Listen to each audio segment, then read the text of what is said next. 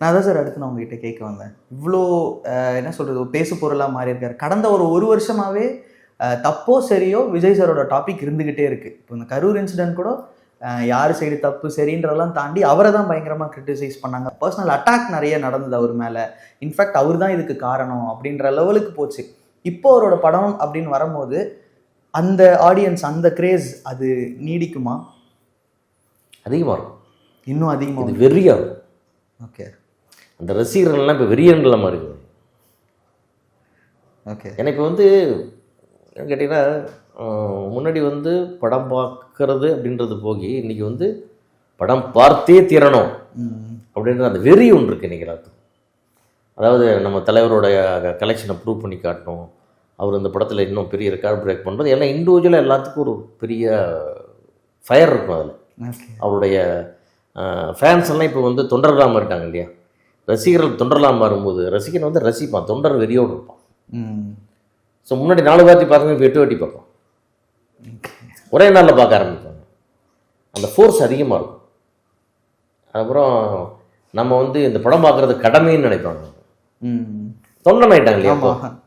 என்ன சொல்கிறாரு, என்ன சொல்ல வர்றாரு, அதெல்லாம் ரசிகன் கூட கொஞ்சம் விமர்சிப்பான், தொண்டன் விமர்சிக்க மாட்டான். தலைவர் எது சொன்னாலும் சரிம்மா, எந்த தலைவருக்குமே எந்த தொண்டனாக இருந்தாலும் சரி என்ன சொல்லுவாங்க, என் தலைவன் எது செஞ்சாலும் சரிம்மா. அதுவே தான் இவருக்கும் நடக்கும். முன்னாடி சொல்லிட்டு தலைவர் இந்த செகண்ட் ஹாஃப் கொஞ்சம் நல்லா பண்ணியிருந்துருக்கலாம் அப்படின்னு பேசிகிட்டு இருக்கோம். இனிமேல் அதை சொல்ல மாட்டாங்க, எதுவாக இருந்தாலும் சூப்பரம்மா.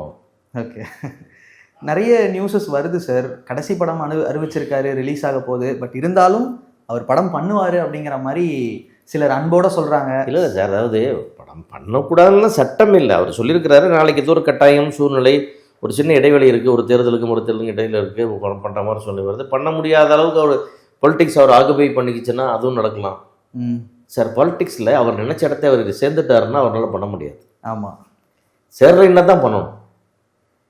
அதனால் அந்த வாய்ப்பை நம்ம கெஸ் பண்ணக்கூடாதுல்ல சார். உங்கள் யூகம் என்னவாக இருக்குன்னு நினைக்கிறீங்க சார்? இல்லை சார், அப்படி இல்லை சார். ஒரு மனிதன் இவ்வளோ பெரிய வெற்றி பெற்றிருக்காரு, இவ்வளோ பெரிய சாதனைகளை அவருடைய ஃபிலிம் கேரியரில் பண்ணியிருக்காரு.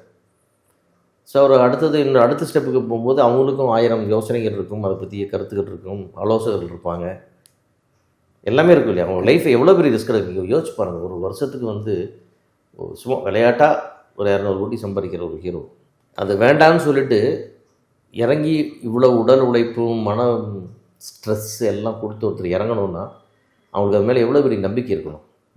ஸோ அந்த நம்பிக்கையை நம்ம பாராட்டணும், நம்பிக்கை நடக்கணும்னு வாழ்த்துறோம்.